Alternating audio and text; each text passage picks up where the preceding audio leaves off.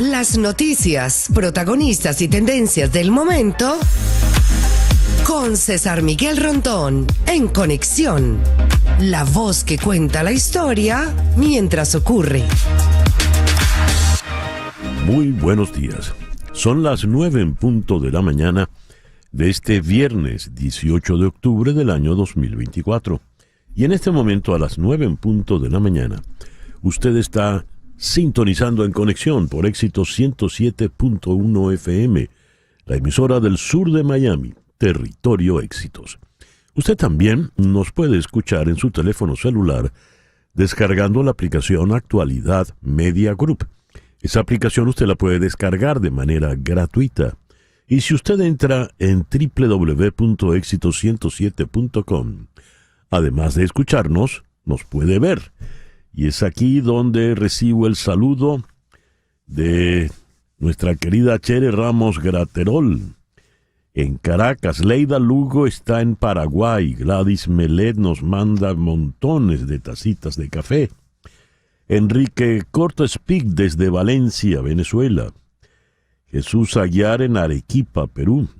Berenice Ramos está en Bogotá. Jorge Amaya nos saluda desde Viña del Mar, en Chile. Edgar Bravo en Madrid. Johnny Castro está en Montreal. Ángel Chirinos en Braselton, Georgia. Orlando Vera nos saluda desde la I-95, viene manejando. Carmen María Figuera nos saluda desde Caracas. Arturo Rofrano en Stratford, Connecticut. Jorge Anaya nos dice muy buenos días desde, pero no puso el desde.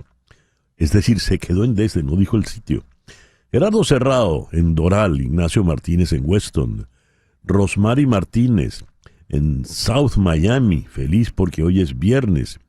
Guillermo Lozada en Jones Creek, Georgia. Magali Hernández en Dublín. Milber Quesada en Margarita. Ricardo Portal está en Béziers, Francia. Jesús Alberto Valero en Táriba, estado Táchira. Gloria Herrera en Bogotá. Abelino Freitas, ciudadano venezolano nacido en Portugal, no lo duden. Dan Bento en Winter Garden, Florida. Mimoni y Annie Amran están en Bogotá. Luis Chatén en Santiago de Chile. Carlos Cuevas en Malvern, Pensilvania. El amigo Juan Acuña, el camionero, hoy está en Carlisle, Pensilvania. Está lejos. Doña María Alicia Sifontes, tan consecuente, en Caracas. José de Villa y su abrazo estrangulante en Maracaibo. Alfredo Eduardo González en Toronto. Alfredo y Marianela. Saeda Bon en Kissimmee. Ricardo Toro en Guatire hasta el final. El amigo Xavier Míguez.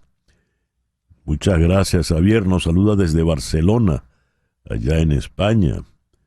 Henry Moreno está con María Corina. Pero no, él está en Atlanta y desde Atlanta está con María Corina. Douglas Isturiz en El Salvador. Silvia Ascanio en Houston. Gracias a todos por reportar la sintonía de En Conexión. En Conexión es una producción de Floralicia Anzola para Éxito 107.1 FM en Miami, con Laura Rodríguez en la producción general. Muy buenos días, Laura. Buenos días y feliz viernes. En Madrid, en la producción informativa, está Mariel Sofía Rodríguez. Buenos días, Mariel Sofía. Hola, muy buenos días y feliz viernes para todos. Jesús Carreño en la edición y montaje. Carlos Prato en los controles. Buenos días, Carlos. Buenos días, feliz viernes. Y ante el micrófono, quien tiene el gusto de hablarles, César Miguel Rondón. Hoy es el día de San Lucas, el día de San Amable de Rión, San Asclepíades de Antioquía, San Monón de Nazoñe, así es. Y en el calendario astrológico de Enrico Mariani tenemos a la luna menguando en Tauro. La luna de Tauro es luna de estabilidad, de prosperidad, es luna de abundancia, es una luna de gordura, de llenura. Por ello es muy buena para iniciar una dieta para engordar. Es la luna de la estabilidad y la prosperidad. Y esa luna va a estar allá arriba hasta mañana sábado, cuando a las 4:07 de la tarde entrará menguante en Géminis, y en Géminis permanecerá por todo el resto del fin de semana. Por el día de hoy, luna menguante en Tauro, sol, por supuesto, en Libra, este viernes 18 de octubre del año 2024. Hoy es el Día Mundial de la Menopausia. No les digo yo que un día se inventan cada día. La Sociedad Internacional de la Menopausia y la Organización Mundial de la Salud eligieron de forma conjunta este día, debido a que se estima que en pocos años habrá en el mundo más de 1.000 millones de mujeres con 50 años o más, lo que implica un tratamiento mucho más especializado para este colectivo, así como un mejor servicio de ginecología. Ya quedó en la prehistoria esos tiempos cuando se asumía que la mujer llegaba hasta la menopausia y después debía retirarse. No, señor. La vida comienza a partir de la menopausia. Día Mundial de la Protección de la Naturaleza. Hay que cuidar del planeta. Día Europeo contra la Trata de Seres Humanos. Día Internacional de Concienciación sobre los Trastornos de Desarrollo del Lenguaje. El programa que hemos preparado para el día de hoy lo vamos a iniciar en Houston con la periodista Mariana Párraga, de la agencia Reuters. Con ella vamos a hablar de los incendios que se están haciendo recurrentes en la industria petrolera venezolana. Incendios, cortes de energía, cualquier cantidad de inconvenientes. Luego en Washington vamos a conversar con el periodista Gustavo Alegret a propósito de lo que ha sido la estrategia, la línea política de la administración Biden con Venezuela. Estrategia, línea política que es el consenso general, ha sido realmente un fracaso. Luego vamos a conversar con Marta Tineo, de la ONG Justicia, Encuentro y Perdón. Con ella vamos a hablar de algo muy, muy delicado. Las denuncias múltiples de que los cuerpos de seguridad venezolanos están usando violencia sexual y estereotipos de géneros para humillar a los presos detenidos, a las presas. En Santo Domingo vamos a conversar con el economista venezolano Alejandro Grisanti, de Ecoanalítica.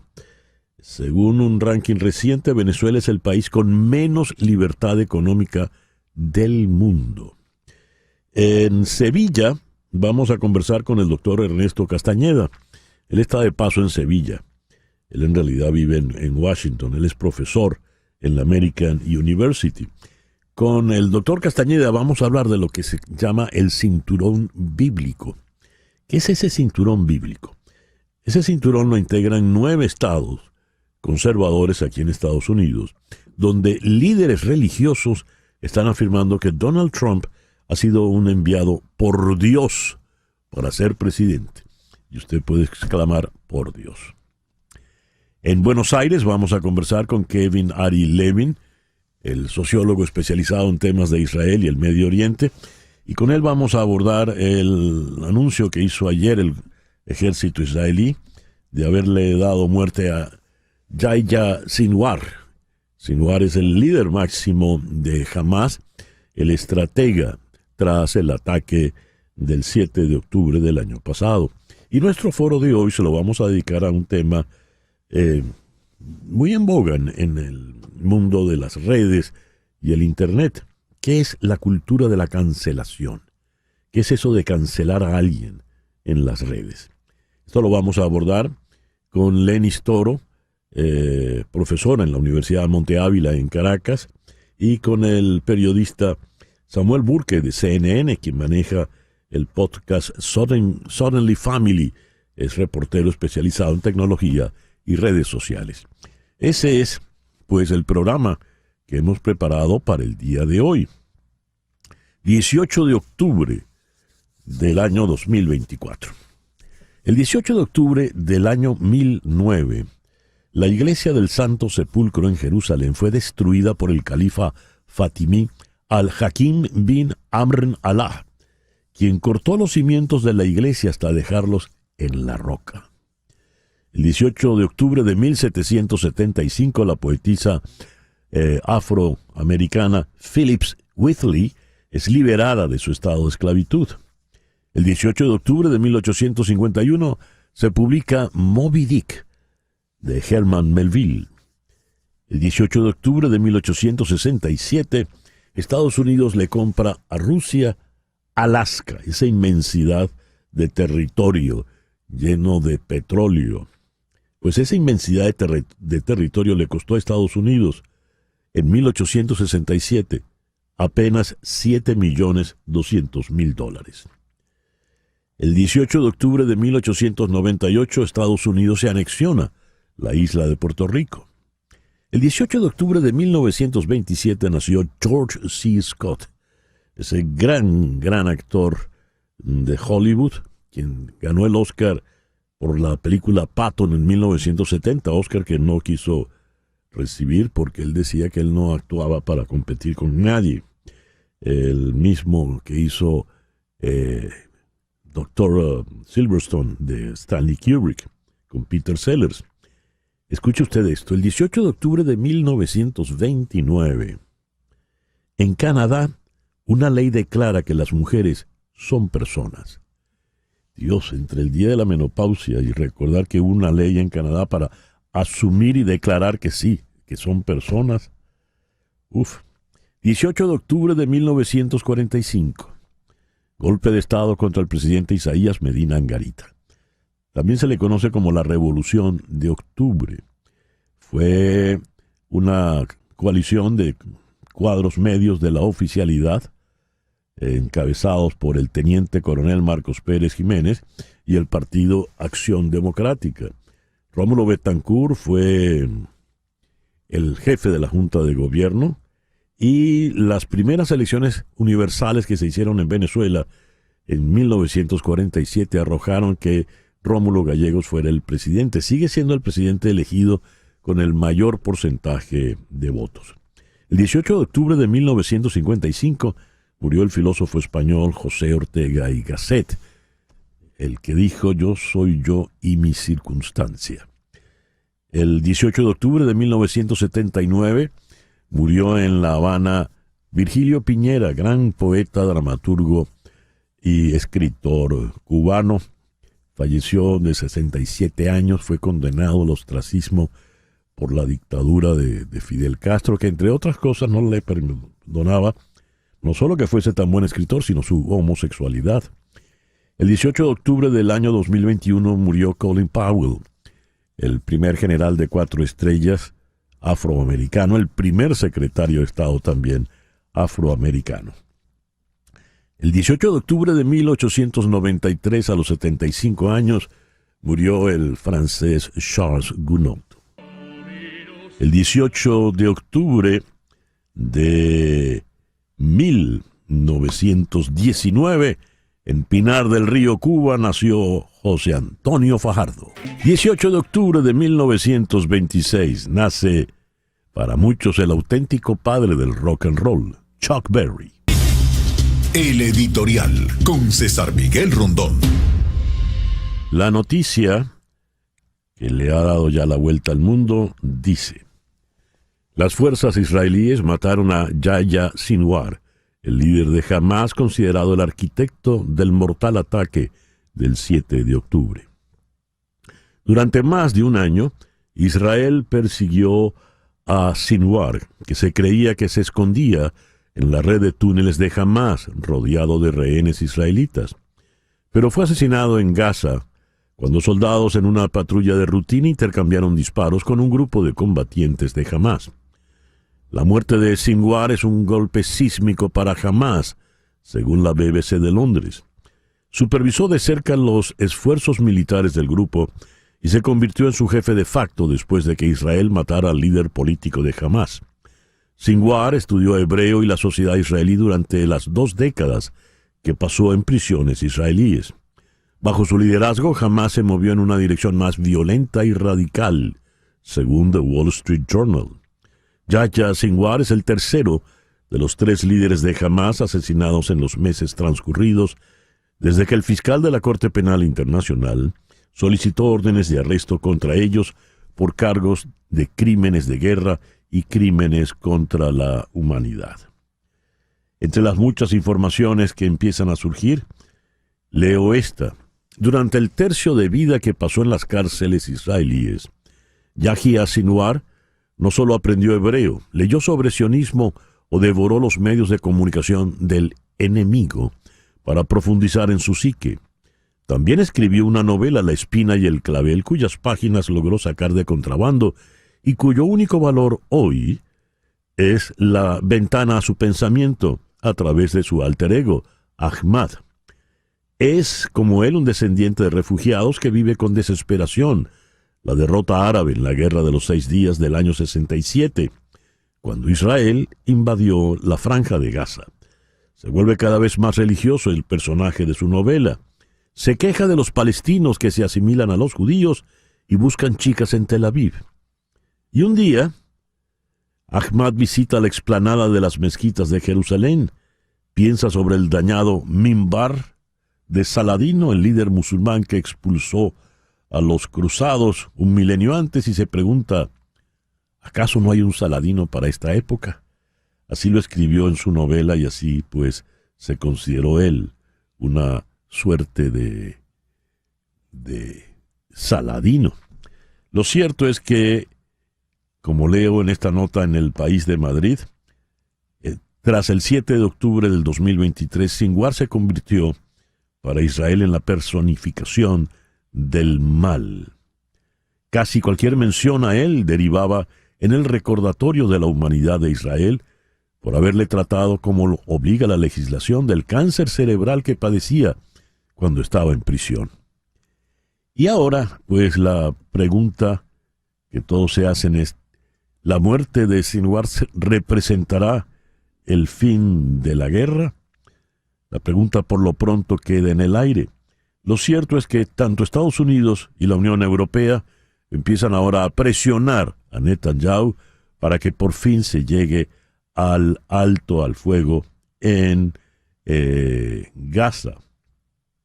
Es la hora del alto al fuego en Gaza, se lee desde Berlín, después de que soldados israelíes matasen al líder de Hamas. Así lo creen Estados Unidos y los principales líderes europeos, que aumentan la presión sobre el primer ministro israelí, Benjamín Netanyahu, con el mensaje de que aprovecha el momento para buscar la paz. Que logren convencerlo no está nada claro. Netanyahu ya ha dicho que la misión no ha terminado, aunque con la muerte de Sinwar el mal ha sufrido un duro golpe. Frase de Netanyahu. Lo más importante para Netanyahu, como para todos los líderes populistas, es permanecer en el poder. Y él sabe muy bien que acabar con la guerra es salir del poder. Así las cosas.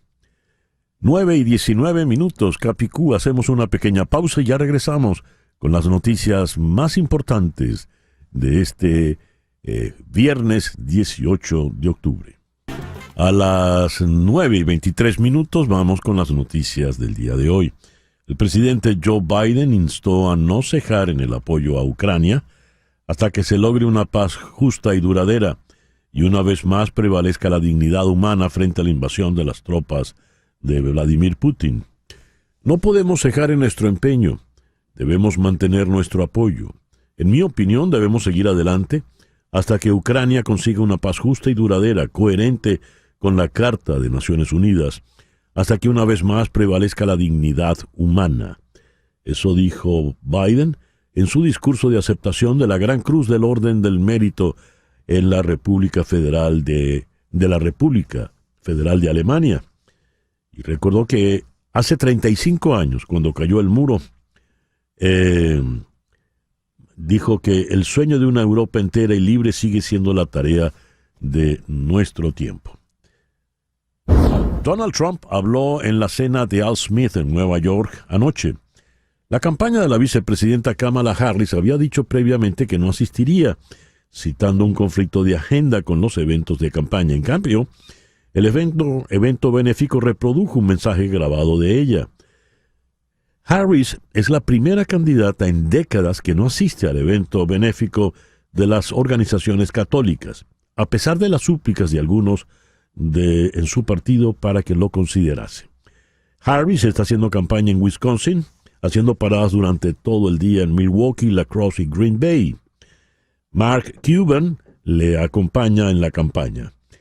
Los candidatos a la vicepresidencia, el gobernador de Minnesota, Tim Walz, y el senador de Ohio, J.D. Vance, también están en la campaña. Walz hizo campaña con el expresidente Bill Clinton en Carolina del Norte, mientras que Vance continúa en Pittsburgh. Nuevos datos sugieren que la economía se encuentra en una posición sólida, mientras los electores se preparan para votar en noviembre.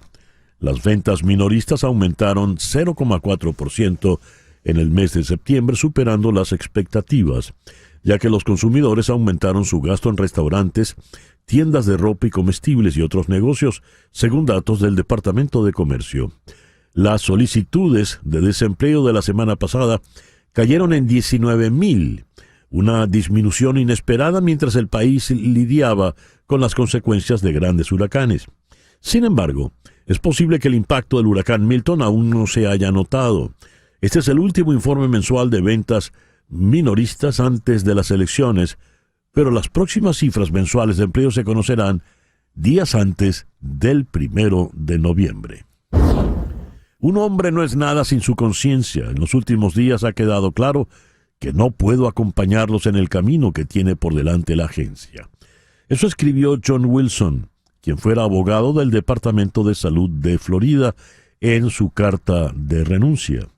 Wilson renunció abruptamente días después de enviar cartas a las estaciones de televisión en el estado de Florida, advirtiendo que podrían enfrentar un proceso penal por emitir anuncios políticos en apoyo del referendo sobre el derecho al aborto.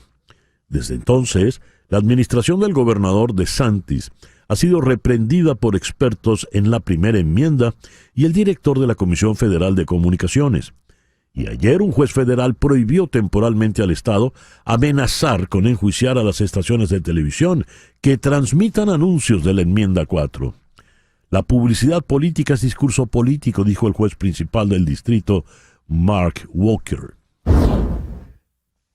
Edmundo González Urrutia, reconocido en países de América Latina, en Europa y en Estados Unidos como presidente electo, descartó una juramentación en el exilio de cara al 10 de enero, cuando deberá suceder la toma de posesión en la Asamblea Nacional. Cito: no es un escenario que tenga planteado en este momento. La juramentación es ante la Asamblea Nacional en Venezuela. Eso dijo González Urrutia en una entrevista concedida a Alejandra Orá, de la cadena CNN en español. El líder de la oposición mayoritaria, junto con María Corina Machado, resaltó que con su exilio está forjando un camino que calificó de difícil pero obligatorio para que se cumpla la voluntad popular expresada el 28 de julio. Estamos haciendo lo que debemos para lograr la recuperación de la legalidad democrática en Venezuela. Ese es el mensaje que hemos llevado a todas partes, explicar la realidad de Venezuela. ¿Qué fue lo que ocurrió el 28 de julio? Cita textual. La Unión Europea tiene que estar dispuesta a utilizar todas sus herramientas, toda su capacidad diplomática, todas las medidas para apoyar al pueblo de Venezuela en su lucha democrática. Eso dijo el ministro de Exteriores de la Unión, Josep Borrell, a la llegada a la cumbre de líderes europeos que se celebra en Bruselas. La crisis política de Venezuela es uno de los temas que se debatirán entre los jefes de Estado y de Gobierno a petición de España. La Asamblea Nacional venezolana designó al exdiputado Conrado Pérez Briceño como rector principal del Consejo Nacional Electoral, en sustitución del opositor Juan Carlos del Pino, quien denunció irregularidades en las presidenciales del 28 de julio. Del Pino fue destituido por decisión de la mayoría de la Cámara. En la sesión de la Asamblea, el diputado Alfonso Campos pidió que se nombrara a Conrado Pérez Briceño para ser el rector suplente del directo del Pino. En esa sesión, el presidente de la Asamblea, Jorge Rodríguez, calificó a Del Pino como delincuente y traidor, pues el oficialismo le atribuye delitos como asociación para delinquir, conspiración y traición a la patria. A esto el ahora ex rector del Pino, quien se encuentra en el exilio, escribió en su cuenta X que la única asociación delictiva que se puede señalar sin lugar a equívocos es la que desgobierna al país, que tiene como actores que no gozaron del favor popular. Sobre los comentarios de Rodríguez sobre la ausencia de Del Pino, en la sala de totalización el 28 de julio, el ex rector sostuvo que quienes componen el gobierno de Maduro saben que no subía a totalización porque no iba a darse esa reunión. También reconoció que ellos solo enseñarían los resultados que se leerían después. Una cumbre de la Unión Europea pidió que se acelere la deportación de migrantes no aceptados en el bloque, en un endurecimiento de la política migratoria tras un giro del bloque hacia la derecha que volvió a instalar la cuestión en la agenda política. En las conclusiones de la cumbre realizada en Bruselas, los 27 países del bloque invitaron a la Comisión Europea, el brazo ejecutivo de la Unión, a prestar una propuesta legislativa de urgencia sobre migración. En el documento, los países de la Unión Europea pidieron actuar con determinación a todos los niveles para facilitar, aumentar y acelerar el retorno de esos inmigrantes no aceptados desde la Unión. Y a las 8:31 de la mañana vamos con nuestra primera entrevista en el día de hoy. Vamos a la ciudad de Houston, donde está la periodista de Reuters, Mariana Párraga. Mariana, muy buenos días. Muchísimas gracias por atendernos en la mañana de hoy. Gracias a ti, César Miguel. Buenos días.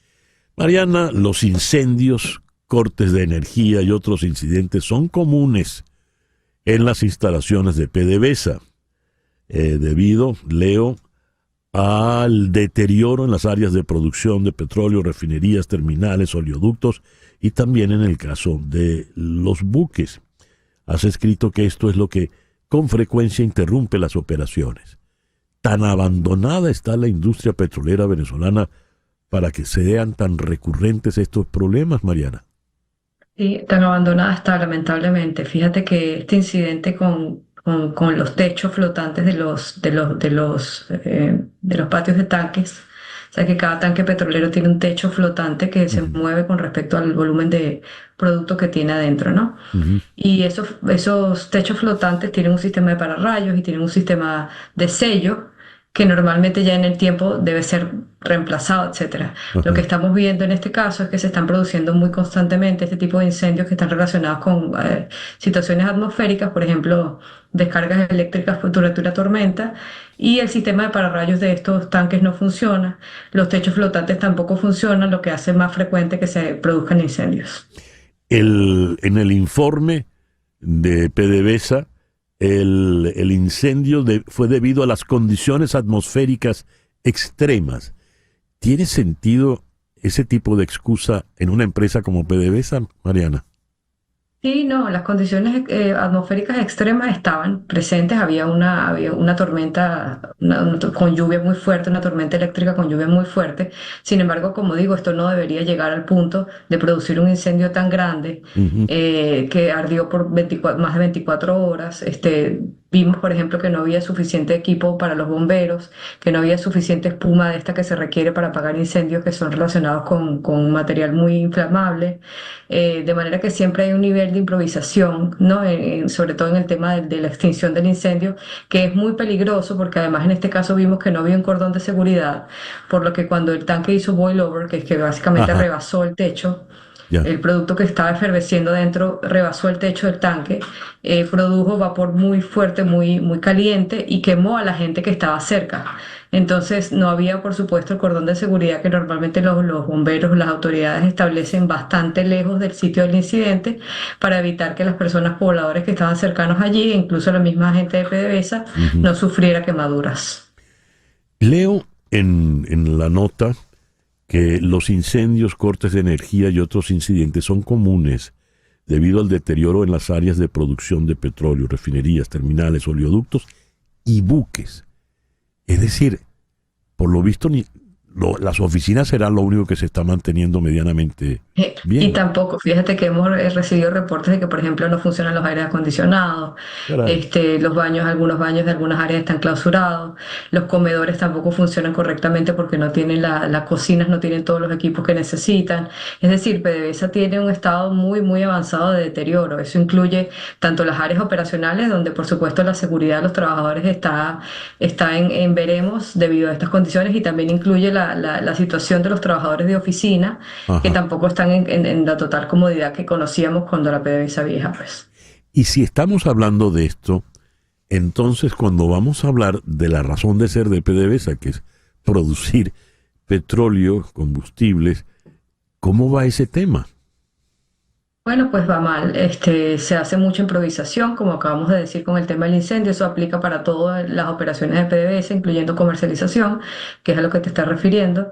Por ejemplo, sabemos que ahorita no está PDVSA utilizando el sistema SAP, que es el sistema de administración de contratos que tenía desde toda la vida, desde hace 30, 40 años. Ese sistema no está funcionando bien porque se vencieron las licencias y no han podido ser renovadas debido a las sanciones, de manera que PDVSA está haciendo registro de contratos manuales. Eso, por supuesto, es terriblemente peligroso para el tema de auditoría porque no se hace. Manuales. Sí, sí, sí, manuales. Es decir, se llevan registros contables manuales o muy rudimentarios, por ejemplo, en hojas de Excel, en lugar de hacer el seguimiento de los contratos en SAP, que es un sistema específicamente para hacer seguimiento de los contratos, donde tú tienes que ir introduciendo cada uno de los elementos probatorios de un contrato. Por ejemplo, se firma el contrato, tú agregas el contrato al SAP, se hace una enmienda del contrato, esa enmienda está en el SAP. El cliente pagó, la factura está en el SAP. Entonces tú le puedes hacer seguimiento a un contrato completamente por ese sistema. PDVSA ha entrenado a todo su personal siempre para este sistema y ahorita no está funcionando. Lo que quiere decir que todos los contratos que estaban ejecutados hasta el 2023 están allí en el SAP, Ujú. pero del 2024 en adelante no están en el SAP. Entonces, por supuesto, eso genera un desorden total en la administración de contratos. ¿Por qué no están en el SAP? ¿Por qué no se está usando el SAP? Está vencida la licencia. El SAP es un software, igual que cualquier otro que requiere una renovación de la licencia. El proveedor es americano y no hay una licencia americana para permitir la renovación de esa autorización. Y eso, eh, presumo, Mariana, se presta pues en el caos y en el desorden para cualquier tipo de corruptelas y triquiñuelas, ¿no? Por supuesto, y ya lo hemos visto, porque tampoco es hipotético. Ya vimos el año pasado la denuncia de 21.300 millones de dólares perdidos, en buena parte por la mala administración de los contratos. Por ejemplo, cargamentos que se iban sin autorización y eso no quedaba correctamente registrado en el sistema. Por tanto, nunca se sabía si el cliente pagó o no pagó, si se llevó o no se llevó el crudo en un barco. No había seguimiento posterior. Por ejemplo, en los 90 días tiene que haber un pago consecuente de ese cargamento. No había, lo que generó un hueco enorme. O sea, estamos hablando de una cosa nunca vista en la historia de Venezuela, de 21.3 billones de dólares americanos o 21.300 millones de dólares, si lo decimos en español. Lo que es pues una cifra inédita. Eso es equivalente a varios años de ingreso petrolero. ¡Qué desastre! ¿Y de qué manera se justifica la presidencia, la administración de PDVSA? ¿De qué manera se justifica el Ministerio de Energía, el gobierno, justifican esta situación tan caótica?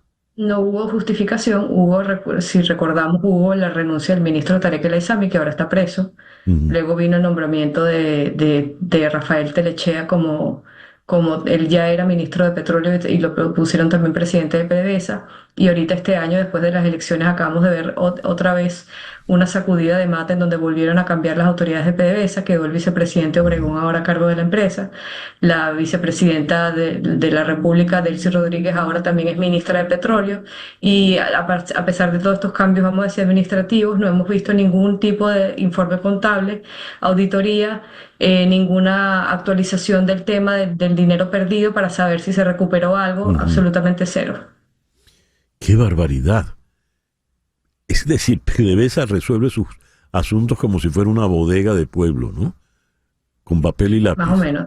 Dios Sí, mío. yo quisiera saber qué opina la nueva ministra Rodríguez, Delcy Rodríguez, sobre el caos administrativo que probablemente se va a encontrar allí. Ujú. Eso obviamente no es sostenible. PDVSA tiene que migrar a un sistema nuevo de administración de contratos o tiene que pagar y renovar la licencia que tenía con SAP. Dios. Dios. Mariana, muchísimas gracias por habernos atendido en la mañana de hoy. Me has dejado realmente impactado con todas estas revelaciones. Gracias a ti, César Miguel. Mariana Párraga es una periodista especializada, ya la escucharon en el tema energético, puntualmente petróleo, y nos habló desde la ciudad de Houston. El reloj indica en este momento las 9:40 de la mañana. Una pequeña pausa y ya regresamos en conexión por Éxito 107.1 FM en Miami. Son las 9:42 de la mañana. Toma nota de este número, por favor. 305-468-0044. 305-468-0044. Ese es el teléfono de María Trina Burgos. María Trina Burgos es una abogada venezolana especializada en temas migratorios. Tiene más de 25 años trabajando asuntos migratorios en los Estados Unidos y está licenciada para trabajar en los 50 estados de la Unión y también en Puerto Rico, de manera que ella se va a hacer cargo de tu caso en donde quiera que te encuentres. Y si no estás en Estados Unidos y estás en Venezuela, llama entonces al 0212-771-3040. 0212, el código de Caracas, 771-3040. María Trina Burgos, tu abogada venezolana de inmigración. Nueva York, vamos a la ciudad de Washington, donde se encuentra en este momento el periodista y analista político Gustavo Alegre. Gustavo, muy buenos días. Muchas gracias por estar con nosotros en la mañana de hoy. Hola, César Miguel, muy buenos días. Un saludo a la audiencia.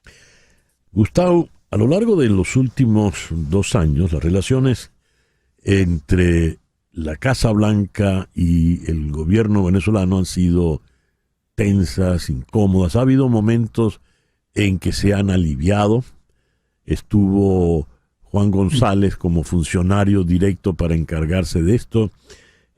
Complació a Maduro y los suyos, hasta liberando a Alex Saab, pero la situación no se ha traducido en logros.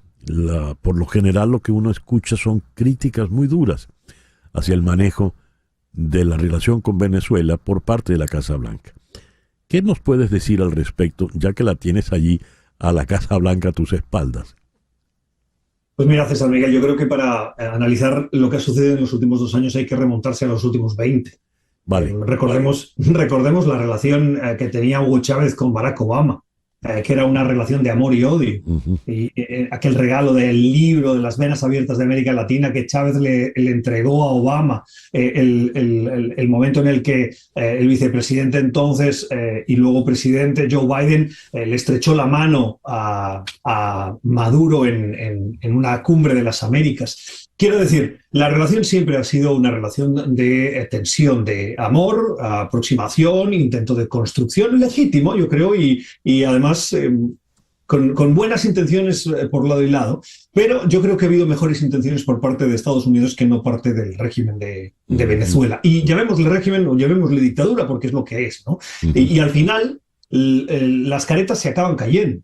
Y lo que ha sucedido con las últimas elecciones es la prueba más evidente de que toda la intencionalidad que podía haber detrás por parte del régimen de buscar suavizar las sanciones porque podían considerar que esas sanciones afectaban al desempeño o al impacto en la gente en Venezuela y el gobierno de Maduro intentó eliminarlas, lo cual entra dentro de toda lógica. Al final, a Maduro le ha importado más la silla y el poder que no la democracia, tanto que se llenaban la boca diciendo no nos acusan, las elecciones anteriores fueron elecciones limpias. Ahora se ha demostrado que claramente ni lo buscaban ni tenían buenas intenciones. Me da la impresión, y yendo ya a la pregunta de los últimos 2 años, que la administración Biden ha buscado legítimamente quitarse el problema de Venezuela de encima. Yo creo que esa era la principal motivación. Y tenían 2 líneas que los marcaban mucho. Uno, la inmigración se ha convertido en un problema y los venezolanos han sido un verdadero problema desde el punto de vista de la llegada de migrantes en situación irregular. Y 2, en una situación de pandemia y alta inflación, pues no iban a contribuir a un incremento del precio de las cosas poniendo sanciones al petróleo. Y ellos, con esas dos, pues sí se acercaron a Maduro diciéndoles, oiga, la migración nos supone un problema y no queremos que las sanciones al petróleo afecten a nuestra economía. Primero van los estadounidenses, que no el problema venezolano. Quiero decir, sí hay una legítima preocupación por la democracia, pero creo que de fondo la administración Biden ha estado más movida por la situación migratoria y por el precio o el impacto en el petróleo, en el coste del refinado, las sanciones al sector energético. Pero ya está de salida esta administración. Como sea, viene un nuevo gobierno, sea el de la señora Harris, que quizás sea la prolongación de esta línea editorial, de esta línea diplomática, política, o el caso del señor Trump. Es cierto, viene una nueva administración y tanto una como otra va a ser muy diferente con Venezuela. Pero te digo que hay algo que sí une a Harris y a Trump, en mi opinión, con la situación en Venezuela. Y es que lo ven como un problema y les gustaría quitarse ese problema de encima. En el caso de Trump, sí, yo creo que al final, Estados Unidos no tiene apetito para tener una influencia excesiva a base de sanciones o incluso una acción militar en Venezuela. Si en algún momento hubo ese apetito, que yo no lo creo, fue cuando la retórica constante del mantra de Donald Trump y del mismo vicepresidente diciendo all the options are on the table. Y no hubo ninguna option. Esto los venezolanos lo tienen que tener muy claro cuando dicen, no, con Trump ese sí se enfrentaba. Bueno, un momento, Trump, dicen perro ladrador, poco mordedor.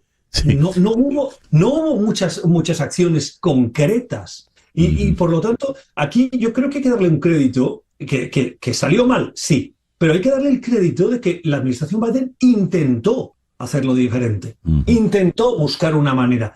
Claramente, yo creo que fue un error liberar a Assad y claramente ha sido un error fiar en el régimen. Cuando dices todas las opciones están sobre la mesa, a la larga parecía que ni siquiera había mesa, ¿no? No había mesa y no hubo ni siquiera una acción para, me parece que lo hemos comentado en tu programa en el pasado, ¿no? Sí. Y si realmente, ¿cuál es la fuente de financiación hoy fundamental del régimen? El petróleo que sale en el mercado negro, que le compra a China, que le compra a Rusia, que le compra India. Estados Unidos, con esas sanciones, podía haber evitado que esos cargueros, por decir algo, hubieran tenido esa llegada siquiera o salida de Venezuela. Y no lo hicieron. No hicieron eso, no hicieron... Cuando hay barcos militares de Estados Unidos en el Caribe, y los hay para controlar el tráfico, el narcotráfico y el tráfico de sustancias ilícitas, la lucha contra la trata de personas, que es algo que, por cierto, une, aunque mucha gente no lo recuerde, a el régimen de Cuba con Estados Unidos. Sí hay una voluntad en temas climáticos y en lucha para la trata de personas, sí se han puesto de acuerdo en el pasado. En cambio, Estados Unidos no hizo nada para evitar que ese mercado negro siguiera alimentando el régimen de Maduro. Hagamos un ejercicio ahora, Gustavo. Imaginemos que vuelve el señor Trump a la Casa Blanca. ¿Qué podría ser? Si en la campaña electoral el discurso de los venezolanos es solo para hablar de los migrantes delincuentes, del Tren de Aragua, no ha hecho ninguna mención a Edmundo González Urrutia o a María Corina Machado. ¿Qué podemos esperar del señor Trump? Yo creo que una retórica de mano dura, eso seguro, va a volver esa retórica a la primera línea de la actualidad. Y yo creo que va a anunciar sanciones, más sanciones. No estoy seguro y no creo que esas sanciones afecten a la relación que hoy tiene Chevron y con la licencia que le permite. Creo que Trump va a priorizar el America First, de Estados Unidos primero, y sabe que las petroleras... Recuerda que la campaña Trump prometió a las petroleras que le digan dónde quieren perforar, que yo se los permito. Que quieren Alaska, díganmelo. Que quieren en la zona de la Antártica, díganmelo. Yo lo hago, yo les doy licencias. Las cuestiones ambientales me preocupan poco o cero, o nada. Entonces, va a poner trabas a Chevron, que es una de las principales petroleras, para que pueda procesar ese crudo. No lo creo, no lo creo. Ya. Gustavo, muchísimas gracias por estos minutos en la mañana de hoy. César, Miguel, gracias a vosotros. Muy interesante todo. Gustavo Alegret desde la ciudad de Washington. Son las 9:52 de la mañana. Las noticias de este momento en Conexión Radio. Rusia está intentando convencer a los países BRICS, Brasil, Rusia, India, China y Sudáfrica, de que construyan una plataforma alternativa para los pagos internacionales que sea inmune a las sanciones occidentales, cuando reciba a los líderes del grupo en una cumbre la próxima semana. Vladimir Putin busca construir el BRICS como un poderoso contrapeso a Occidente en la política y el comercio mundiales. La alianza BRICS ha liquidado el 65% del comercio entre los países miembros en monedas locales y no en dólares estadounidenses. El uso del dólar estadounidense y del euro ha caído por debajo del 35% entre los miembros actuales del bloque. Un bloque, como se entiende, poderoso. Está Brasil, el gigante latinoamericano, está la India nada menos, China, Sudáfrica y por supuesto Rusia. Son las 9:53 de la mañana. Cuerpos de seguridad de Venezuela, los cuerpos represivos, usan violencia sexual y estereotipos de género para humillar a sus víctimas. La Misión Internacional para la Verificación de los Hechos en Venezuela de la Organización de Naciones Unidas indica esta denuncia tan grave. Se documentó 11 casos relativos a 19 víctimas de violencia sexual basada en género, un hombre y 19 mujeres, incluida una mujer de edad avanzada y 5 niñas.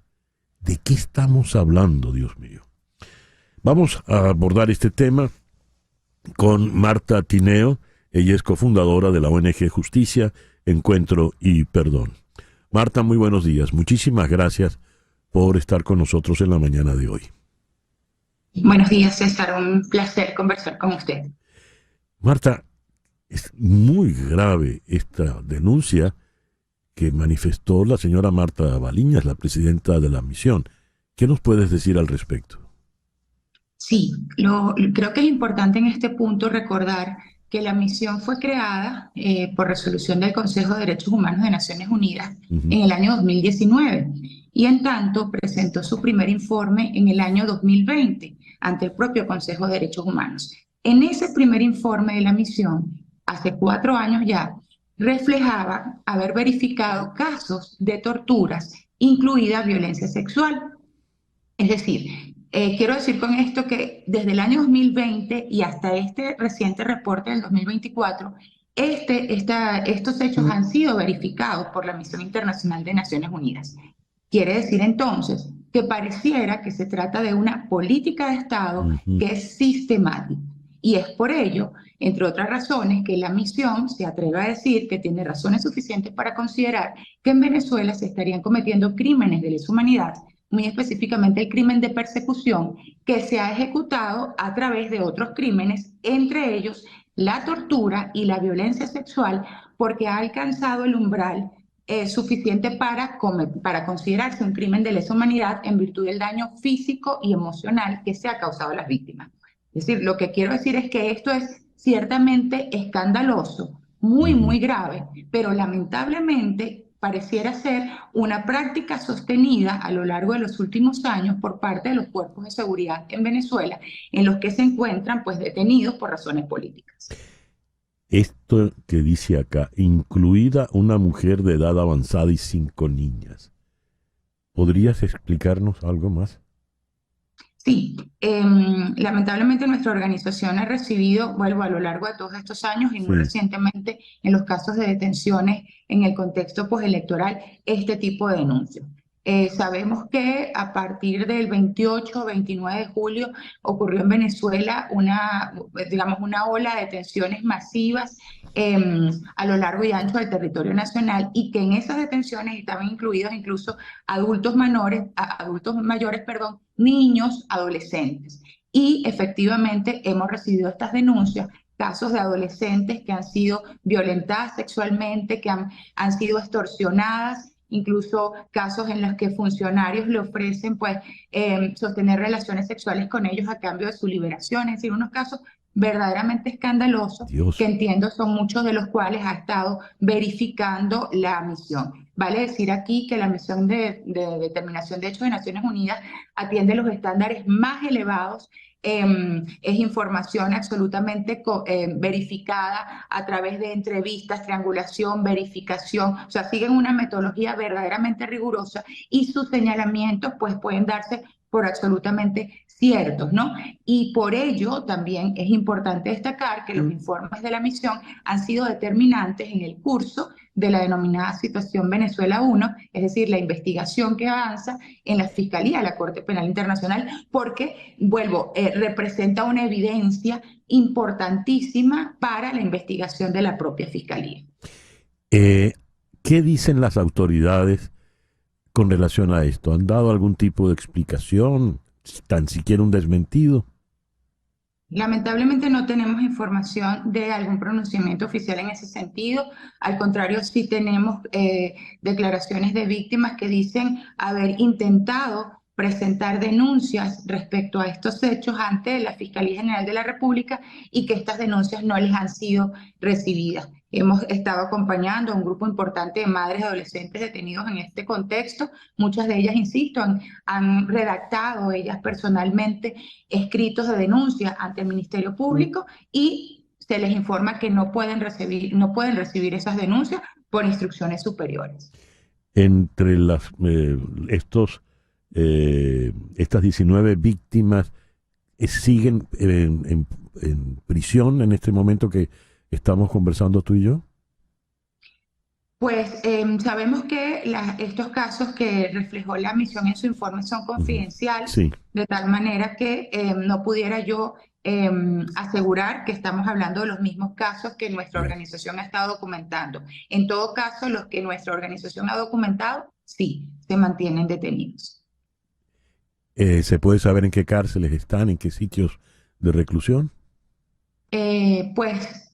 Quisiera no dar esa información porque pudieran ser entonces identificados, ¿no? Estamos hablando justamente de adolescentes y son unas específicas las que han formulado sus madres este tipo de denuncias, entonces señalarlo sería de alguna manera comprometer la identidad de las víctimas y por un tema de evitar la revictimización, pero también represalia, pues preferiría omitir eso. Te entiendo perfectamente, Marta, te entiendo perfectamente.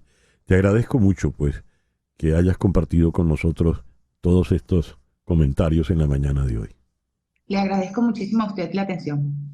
Marta Tineo es cofundadora de la ONG Justicia, Encuentro y Perdón. 10 en punto de la mañana. Hacemos una pequeña pausa y al regreso vamos con nuestro foro del día de hoy. La cultura de la cancelación en redes sociales. ¿De qué se trata? ¿Cómo nos afecta? Esto es En Conexión por Éxito 107.1 FM en Miami. ¿Qué es la cancelación en redes sociales? ¿Cuál es esa cultura de la cancelación? ¿Qué implica? ¿Qué riesgos supone? ¿De qué manera nos puede afectar?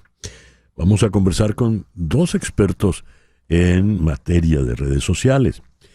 En Caracas está Lenis Toro, asesora de marketing, redes sociales, gestión de marcas.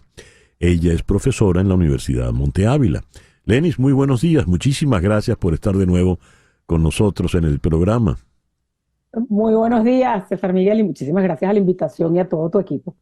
Y más lejos, en Londres, está también otro experto en estos menesteres, como lo es Samuel Burke, buen amigo del programa. Él es el presentador del podcast Suddenly Family por CNN, reportero de tecnología y redes sociales. Samuel, muy buenos días, muy buenas tardes por allá.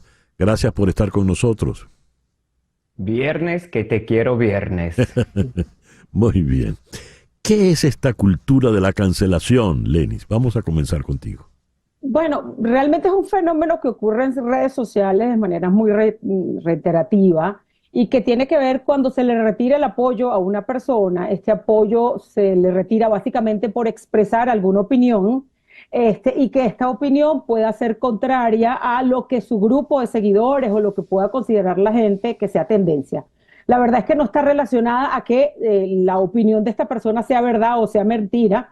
Realmente se profundiza muy poco acerca de si esa opinión es valedera o no.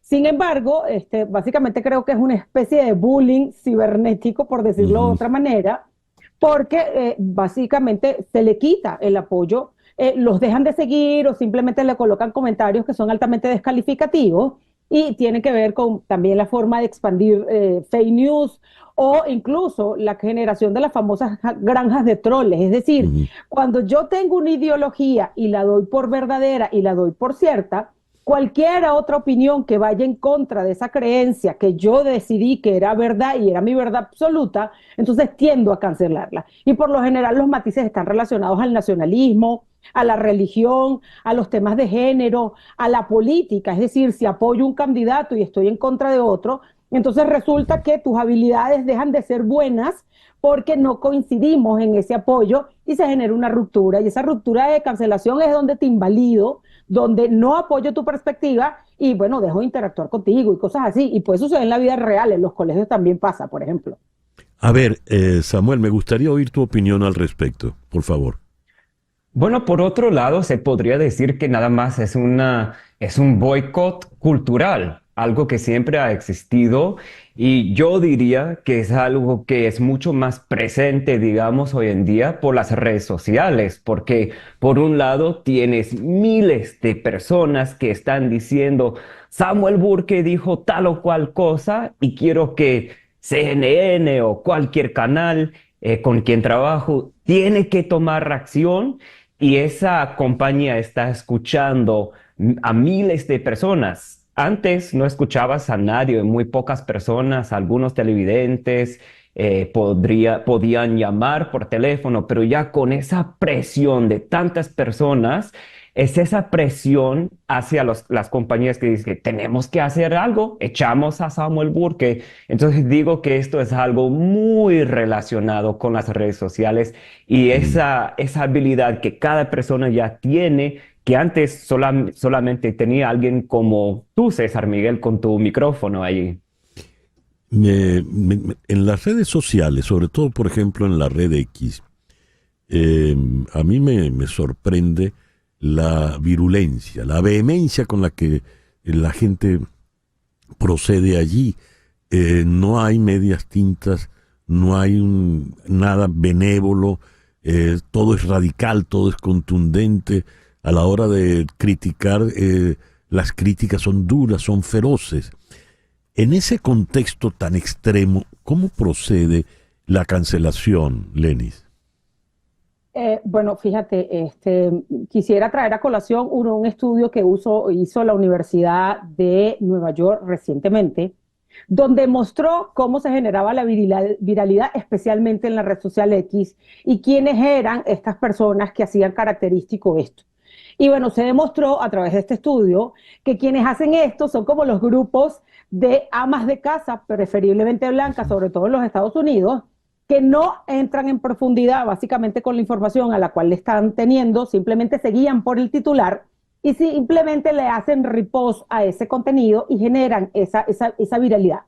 Cuando nosotros tenemos esa poca profundidad a la hora de examinar las noticias y sabemos que, aunque somos sapiens, realmente hemos dejado de ser sabios en un mundo donde cada vez hay más conocimiento, a donde más información, a donde hay más avances tecnológicos, pero también hay que reconocer que el modelo de negocio de las empresas tecnológicas y de las redes sociales en particular están relacionados al tiempo de permanencia. Y la verdad es que la diatriba y la discusión y la disputa hacen que las personas estén muchísimo más tiempo conectadas y son mucho más susceptibles a ver la pauta publicitaria, que es realmente lo que le interesa al negocio. De hecho, el MIT lo mencionó. Entonces, Twitter es una red, o X, perdón, es una red altamente viral, pero es una red donde el contenido es increíblemente superficial y se genera muchísimo esta diatriba de la cancelación, donde las opiniones son altamente extremas, básicamente porque no me informo, no necesito, me he vuelto intolerante y la gente pierde la habilidad de equivocarse, es decir, dejamos de ser humanos porque usted simplemente no opina igual que yo.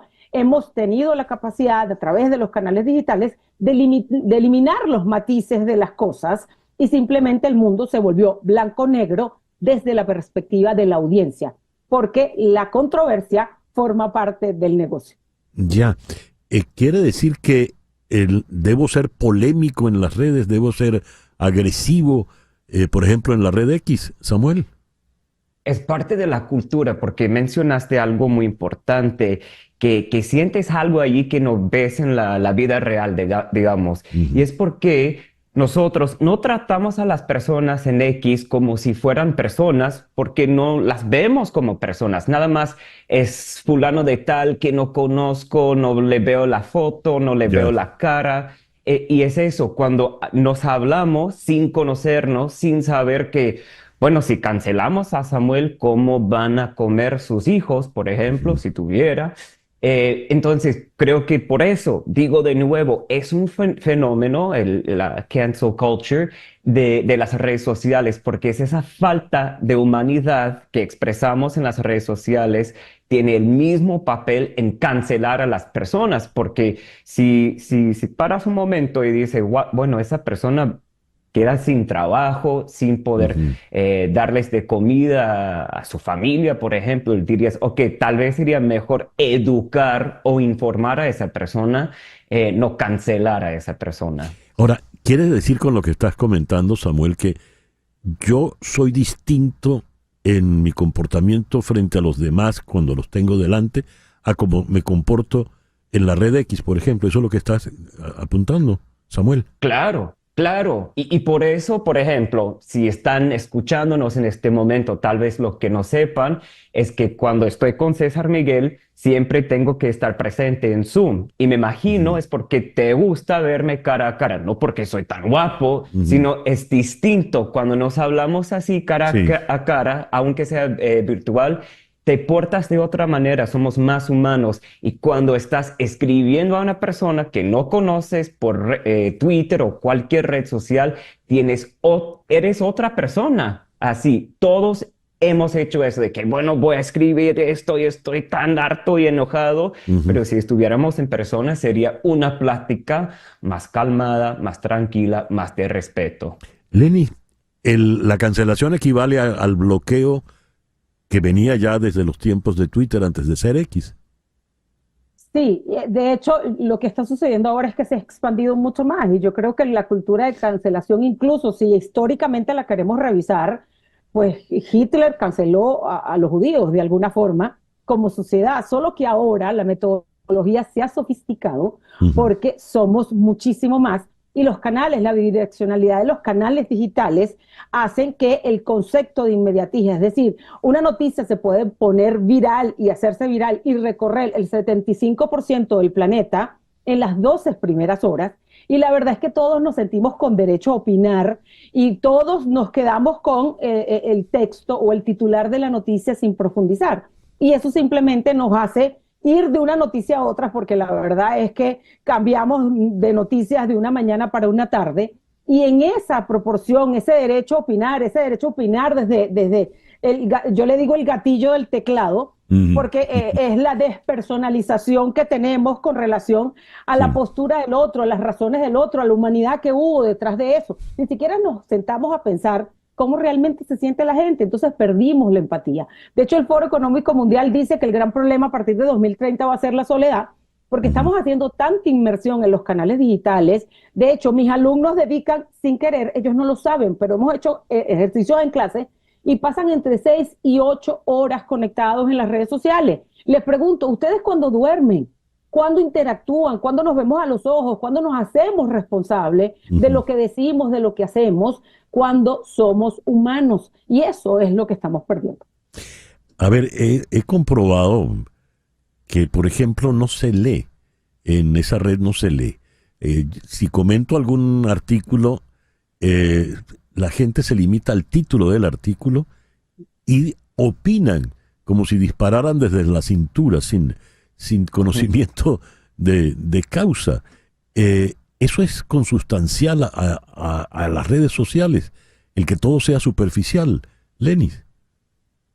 Sí, la verdad es que fíjate muchos de los titulares de prensa o muchos de los titulares, y por eso es que la cultura del influencer funciona, porque el influencer simplemente cuenta una parte de la historia, algo relativo. De hecho, existen clases y maestrías que te ayudan a construir un titular solamente para sacar de contexto el resto de la conversación, y simplemente nosotros nos quedamos con lo superficial del titular y a partir de allí emitimos una opinión importante. De hecho, muchas informaciones están basadas en mi opinión personal y la digo como veraz y como cierta porque no tiene un aval científico.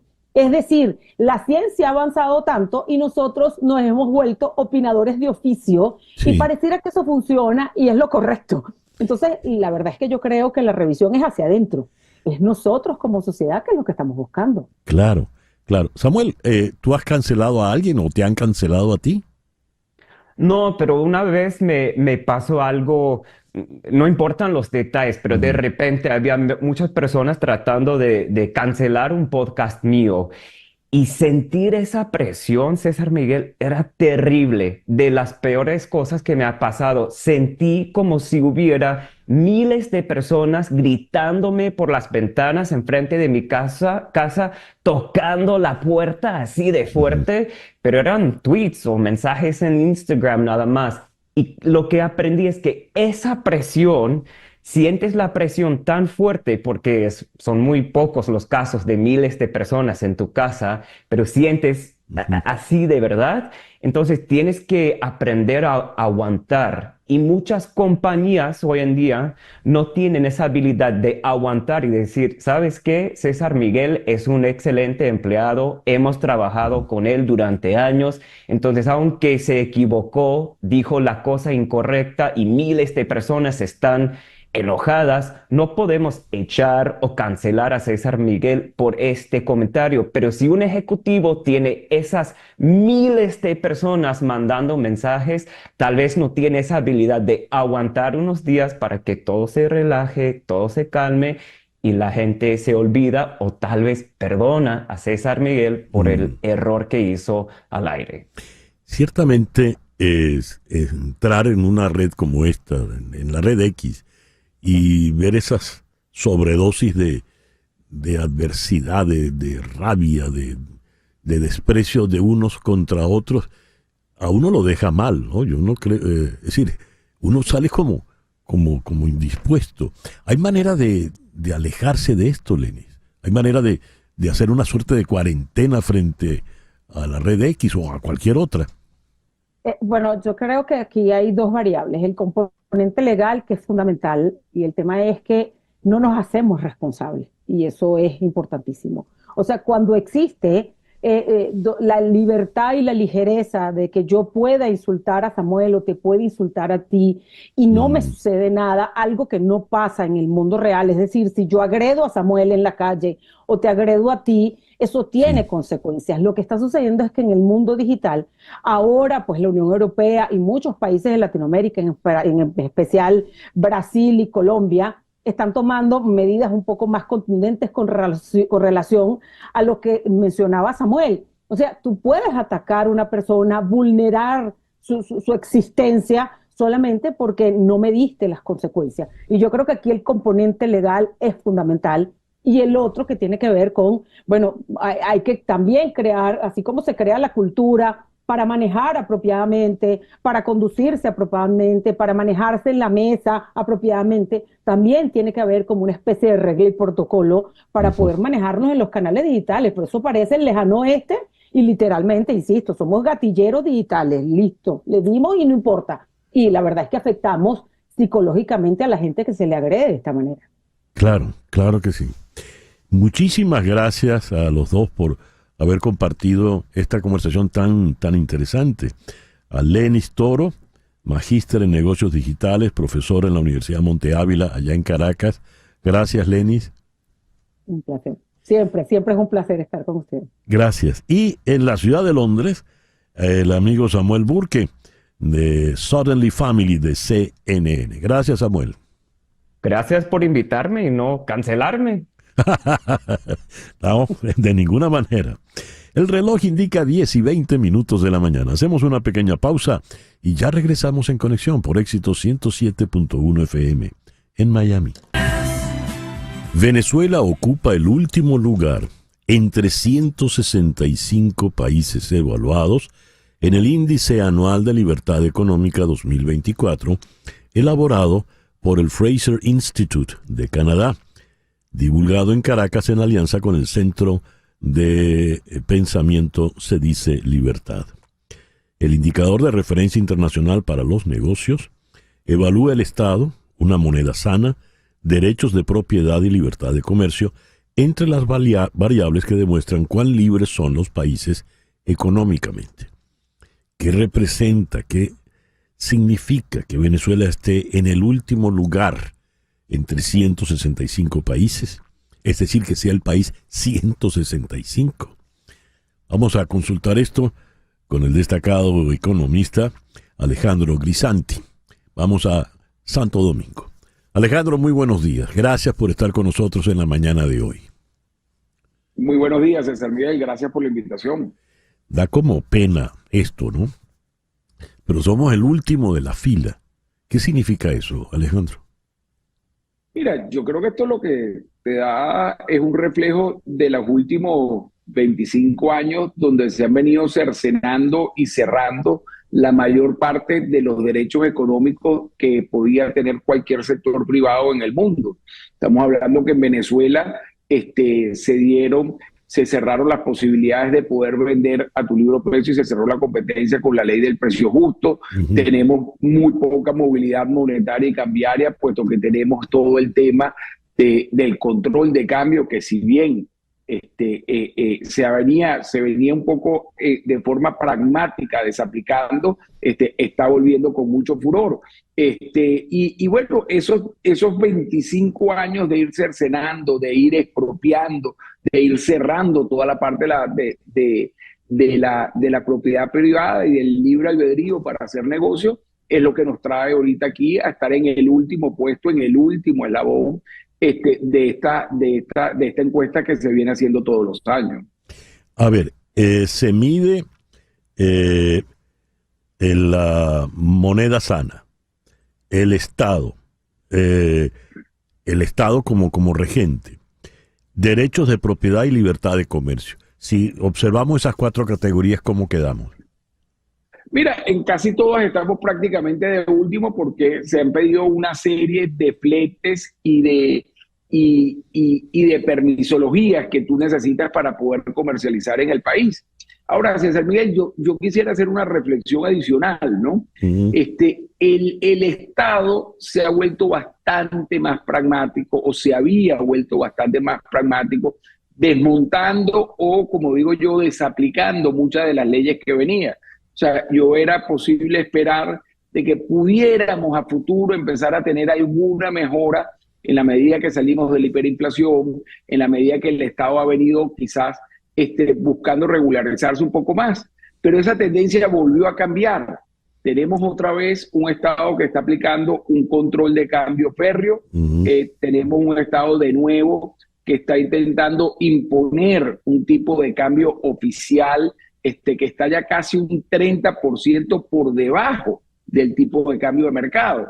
Entonces, una de las cosas que en Ecoanalítica nos preocupa mucho, que nosotros habíamos pensado en los últimos 2-3 años, siempre habíamos advertido que el marco legal estaba intacto, que a lo mejor no había cambio de ideología, pero la verdad que nos extraña que vuelvan a aplicar un control de cambio, que volvamos hoy, en el 2024 al 2003, volviendo a poner presión al sector privado para que trance un tipo de cambio artificial, como es el tipo de cambio oficial, hablando de que van a meter presos a los empresarios que no trabajen en el tipo de cambio oficial. O sea, hemos perdido 22 años que prácticamente no hemos aprendido nada. ¿Y eso por qué ha ocurrido? ¿Por tosudez? ¿Por tener una suerte de corsé ideológico en la cabeza? ¿Por qué cuando estaban bajo la hiperinflación sí la realidad los obligó y ahora no? Mira, precisamente yo creo que es parte de la ideología de ellos, es parte de lo que es su naturaleza, y claramente para mí es una señal de que no han cambiado. Y fíjate y de nuevo, porque hay que ponerlo en toda su magnitud, esta falta de libertad económica fue lo que hizo que implosionara el país, que el país perdiera 80% de su Producto Interno Bruto, que llegáramos a una hiperinflación. En la medida que se volvieron más ortodoxos y más estrictos, y de haber hecho un ajuste brutal como el que hubo en el 2020 y 2021 en la economía, se estaba empezando a ver algo de oportunidad, se estaba empezando a ver un cambio en la tendencia, y nosotros vemos hoy con mucha preocupación que ese cambio de la tendencia no se ha dado, que están volviendo a fortalecer y no a flexibilizar el régimen de control cambiario, que están intentando obligar a las empresas a transar a un tipo de cambio que es ficticio, que no se encuentra y que no reconoce las fuerzas de mercado. ¿Son los mismos? Quiero saber, las mismas personas, o en el 2020-2021 entraron a manejar la economía otras personas distintas a las que están ahora? Mira, yo creo que los tomadores de decisiones son claramente los mismos, ¿no? Son las cabezas que estamos viendo allí. Yo creo que Delcy Rodríguez ha tenido siempre una posición bien importante en la parte económica. ¿Por qué el cambio que tiene ahorita? ¿Por qué como tú dices, la tosudez de buscar cerrar este año con un tipo de cambio por debajo de 40 cuando el mercado no está allí, cuando tienes diferentes factores de mercado que te están presionando el cambio y los precios, entre otros, por supuesto, el factor político, que en esta inestabilidad política siempre va a causar más incertidumbre? Entonces, el cambio de ella, porque está intentando volver a imponer un régimen de control de cambio, yo creo que puede ser muy grave, no por el índice de actividad económica que estamos viendo hoy, de libertad económica que estamos viendo hoy, sino por la posibilidad de dejar ese último lugar en un futuro cercano, que era un poco lo que yo podía ver, pues ver si podíamos pasar del último al antepenúltimo o estar entre el 10% inferior, pero ir poco a poco saliendo de eso. Y hoy por hoy las señales que se reciben ahorita del mercado cambiario son preocupantes. ¿Qué puede ocurrir de mantenerse esa tendencia que estás señalando, Alejandro? Mira, que Venezuela va a cometer exactamente los mismos errores de destrucción de riqueza, de incremento de la inflación y de volver, no diríamos, estamos muy lejos, por supuesto, ahorita de una hiperinflación, pero claramente la inflación que venía en caída en los últimos meses va a retroceder y va a volver a subir en la medida que no se reconozcan las fuerzas del mercado y no se ataquen estas fuerzas de mercado como hay que atacarlas, que es con regulación y de alguna manera también fortaleciendo las tendencias que se vienen dando. Ya. Alejandro, muchas gracias por atendernos en la mañana de hoy. Muchas gracias, César Miguel. Alejandro Grisanti, economista, director, fundador de Ecoanalítica, nos habló desde Santo Domingo. Son las 10:33 de la mañana. Las noticias de este momento en Conexión Radio. Algunos estados aquí en Estados Unidos están advirtiendo a los funcionarios locales y de los condados que podrían verse tentados a intervenir ilegalmente en las elecciones del 5 de noviembre o negarse a certificar los resultados. Si no cumplen con su deber, se arriesgan a cargos penales o a fuertes sanciones económicas. Los principales funcionarios electorales y de aplicación de la ley en al menos 5 de los 7 estados en disputa han investigado, acusado e incluso encarcelado a los funcionarios que intentaron interferir en la votación o retrasar la certificación de los resultados, según han escrito los periodistas David Morgan y Jack Quinn. La mayor supervisión de los funcionarios electorales locales tiene como objetivo evitar que las denuncias infundadas de fraude retrasen la certificación de los resultados electorales. Se ha advertido a los funcionarios de los condados que si no certifican los resultados a tiempo, sus gobiernos locales podrían verse obligados a pagar la factura de auditorías o recuentos innecesarios. Ya que estamos hablando del tema electoral en Estados Unidos, ¿qué es el cinturón bíblico? ¿De qué estamos hablando? Hay 9 estados donde líderes religiosos asumen y pregonan que Donald Trump es un enviado de Dios para ser presidente. ¿Cómo puede ser esto? El doctor Ernesto Castañeda profesor y director del Centro de Estudios Latinoamericanos y Latinos en el American University, es la persona indicada para abordar el tema. Ernesto, muy buenos días. Muchas gracias por atendernos en el programa de hoy. Muy buenos días, don San Miguel, gracias. ¿Qué es esto de cinturón bíblico? Cinturón bíblico es una franja de estados, por eso se llama cinturón, en el sur del país, que son estados con menos desarrollo económico, con una tensión grande y una historia de tensión entre las poblaciones blancas y negras, y que en las últimas décadas, es un proyecto ya de muchos años, que varios pastores y líderes políticos han tratado de organizarlos políticamente a través de la iglesia, sobre todo iglesias evangélicas, diciendo que las luchas electorales entre republicanos y demócratas no son solo luchas políticas, sino que los republicanos representan los deseos, las aspiraciones, los valores de los evangélicos, por lo cual hay que apoyarlos a capa y espada. ¿Estos estados cuáles son? Los del sur, Alabama, Luisiana, Texas también. Sí, Arkansas, todos estados con poca dinamismo económico, entonces se confluyen ahí una desindustrialización, un descontento con este conservadurismo. Entonces lo que hemos visto últimamente es que se han tomado del tema del aborto y lo han politizado de manera exitosa. Y esto lo veíamos con George W. Bush y con otros presidentes o candidatos republicanos, pero ahora Donald Trump ha tomado el legado como la gente que están apoyando el conservadurismo blanco en este sentido religioso. Le dio un fuerte margen de victoria a Trump en el 2016. Se asume que va a llevarse la mayoría de los votos ahora. Sin embargo, ha habido estudios, ha habido entrevistas con gente evangélica que se han visto algo desencantados por Trump y que incluso en las primarias, algunos de gente identificada como evangélica, en las encuestas de salida decían que no habían votado por Trump o que incluso habían votado con Nikki Haley. Así que incluso con los evangélicos ha habido un desencanto hacia Trump y hay grupos pequeños de evangélicos pro Kamala Harris. Sin embargo, en general, este movimiento es un movimiento republicano. ¿Por qué calificas, Ernesto, le pones el calificativo blanco? Los evangélicos blancos, si esta es una nación mayoritariamente evangélica, que incluye, por supuesto, a la población afro.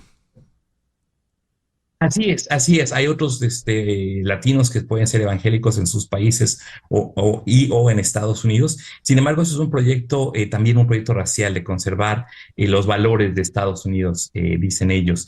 Y mucha gente apoya estos pastores, estas agendas políticas, porque quieren ver las enseñanzas de la Biblia influyendo en el gobierno. Pero esto va más allá de estar en contra del aborto y que los políticos por los que uno vota no estén a favor de eso, que no lo ven como negativo.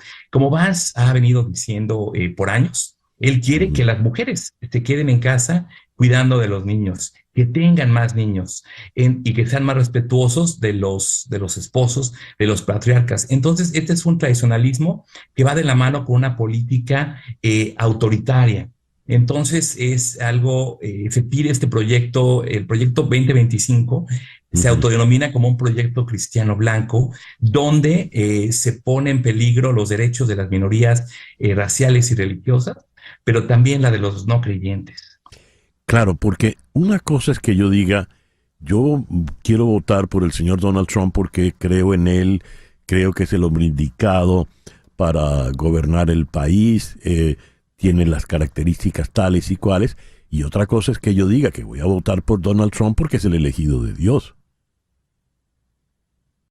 Sí, muy diferente, y llegamos a esas exageraciones que se han venido dando por varios años. En algún momento era QAnon, esta conspiración, que decía que Trump era el elegido. Esto comienza en el 2015, cuando se anuncia su candidatura a la presidencia, y él dice en la campaña que I alone can fix it, solo yo lo puedo arreglar. Y de ahí se crea un culto a la personalidad donde se ve a Trump como el elegido, a veces en partes laicas como el candidato idóneo, pero mucha gente lo toma, los evangélicos, muchos pastores que lo apoyan, lo toman como que él es el elegido por Dios para gobernar. Entonces es un líder carismático en el sentido de carisma, de que tiene la influencia religiosa, que es el escogido por Dios, y representa este movimiento MAGA que se ha vuelto en un culto de la personalidad bajo la figura de Trump, pero que tiene mucha compatibilidad con las iglesias protestantes masivas, donde hay esta emoción hacia su líder. Ya. Esto, por ejemplo, en el caso latinoamericano, donde hay también muchos evangélicos, la mayoría de los latinoamericanos en Estados Unidos, tengo entendido, son católicos, como en América Latina, pero hay muchos evangélicos. ¿Participan también de este culto a Trump? Sí, mucho latino piensa que, y hoy en sus iglesias los pastores, que que el candidato moral es Donald Trump, que los otros candidatos son marxistas y son no religiosos, y les quitarían sus armas y su derecho a creer en Dios. Incluso hay muchas teorías de la conspiración que pintan a los demócratas de satánicos, etcétera. Entonces es algo muy peligroso, pero sí, la desinformación desafortunadamente es muy común en las comunidades latinas.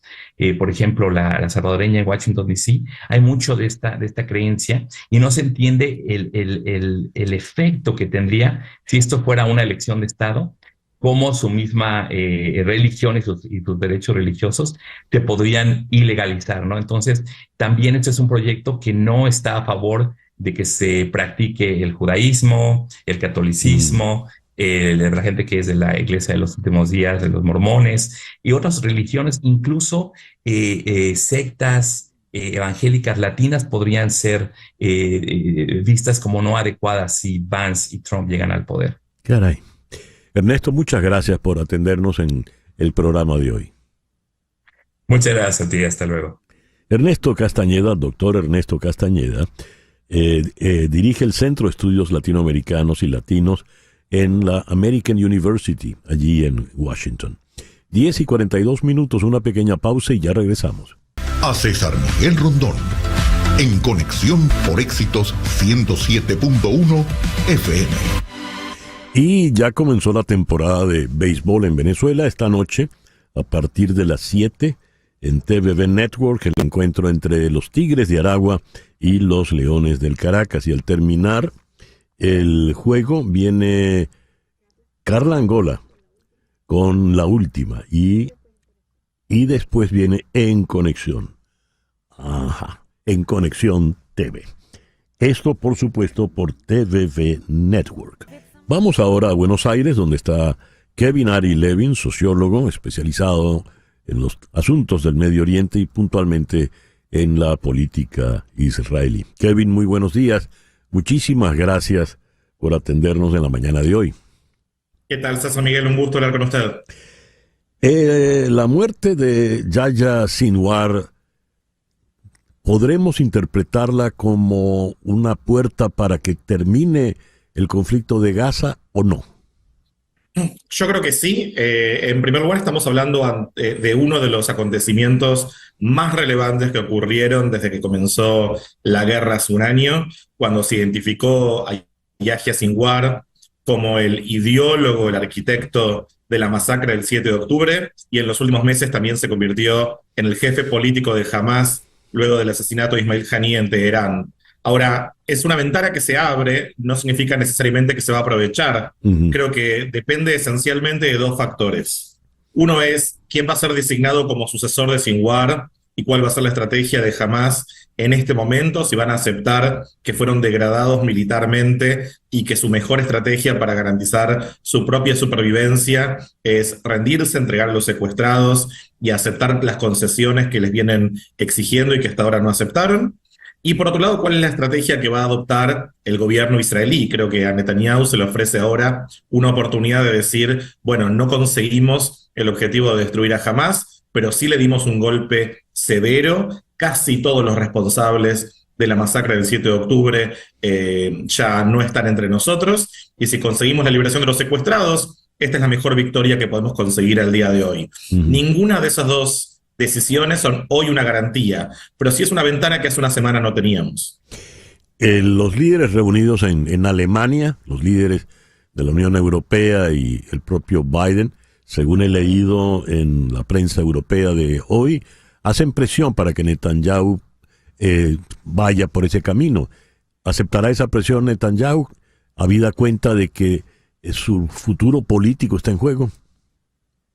Es una excelente pregunta. Lo mismo también planteó el asesor de comunicaciones de seguridad de la Casa Blanca, John Kirby, también planteando Sinwar era el principal obstáculo para llegar a un acuerdo de cese al fuego. Ahora sabemos que Netanyahu está atravesando una presión interna significativa para no aceptar un acuerdo e ir a fondo.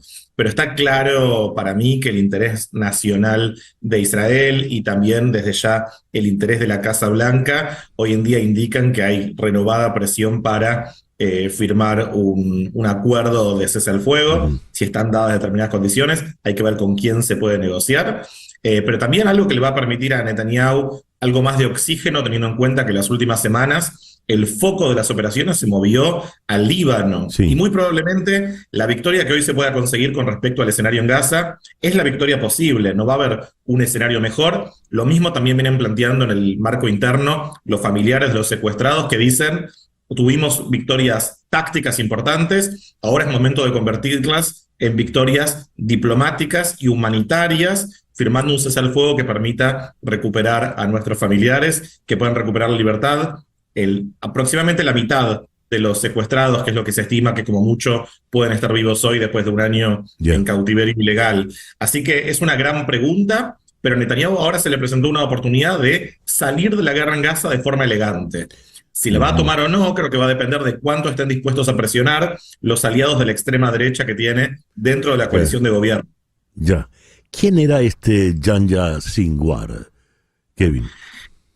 Bueno, Sinwar es un gazatí que nació en Han Yunis en los años 60, que se sumó a Hamas ya en su juventud, de los primeros años de la agrupación, y que subió dentro de las filas de la organización, esencialmente ejerciendo disciplina interna. Era conocido por torturar, entregar y asesinar a palestinos acusados de colaboración.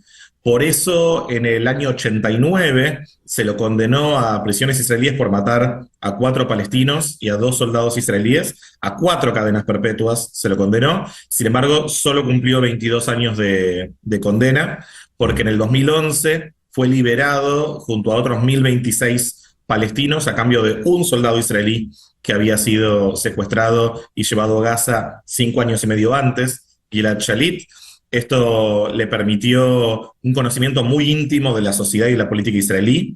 Hay entrevistas incluso disponibles en internet donde se lo escuchaba hablando hebreo perfecto, y se convirtió en uno de los especialistas dentro de Hamas de Israel. A él se lo señala como el principal ideólogo de la masacre del 7 de octubre. Incluso se sabe que el día antes él envió a un representante para informar a sus aliados en Irán del ataque que se venía. Y otro dato curioso que a mucha gente le parece interesante es que en el 2008 se le encontró cáncer de cerebro, y dentro de la prisión israelí en la que estaba, en un hospital israelí, se le dio la operación de extirpación del tumor maligno que tenía, con lo cual muchos israelíes dijeron: encima le salvamos la vida.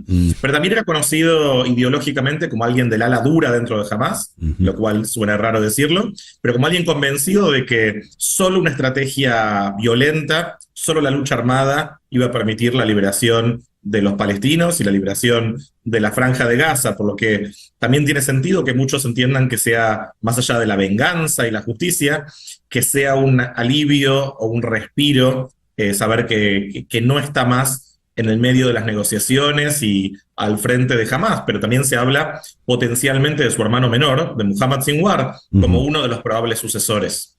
¿Y este hermano menor anda en la misma tónica radical? Sabemos mucho menos de él, pero es muy probable. También vale la pena aclarar que que Yahya Sinwar era también amigo de la infancia de Khaled Meshal, se criaron juntos en Han Yunis, y que queda otro de ese grupo de infancia que jugaban juntos en Han Yunis, que es Muhammad Dahlan, que es para muchos uno de los probables sucesores de Mahmoud Abbas al frente de la Autoridad Nacional Palestina, por lo que estamos hablando de una persona también muy conectada con la vanguardia del nacionalismo palestino y muy influyente en las últimas décadas. Ya lo veo. Muchas gracias, Kevin. Estaremos muy alertas a ver qué puede ocurrir de ahora en adelante. Gracias por atendernos. Gracias, San Miguel. Un abrazo. Kevin Ari Levin nos habló desde la ciudad de Buenos Aires. Son las 10:53. Las noticias de este momento en Conexión Radio. Ya para cerrar, en un informe reciente, los estrategas de Morgan Stanley declararon que la era del envejecimiento ya ha llegado. Sus homólogos de JP Morgan dijeron en un estudio similar que los clientes deben darse cuenta de que la demografía es el destino. Según Morgan Stanley, en el 2030 habrá 1 millón de personas de 100 años viviendo en 5 regiones, mientras que se prevé que el número de personas mayores de 65 años por cada 100 en edad de trabajar se duplicará al menos en la mayoría de las naciones del G20 para el año 2060. Los efectos de los cambios demográficos están repercutiendo en los sistemas de salud, el empleo y los planes de pensiones, y están impulsando a los gobiernos a mitigar los posibles obstáculos para el crecimiento de su PIB. Eso lo escribió Paul Walsh de Morgan Stanley. Dijo, dicho esto, la era del envejecimiento también está creando oportunidades.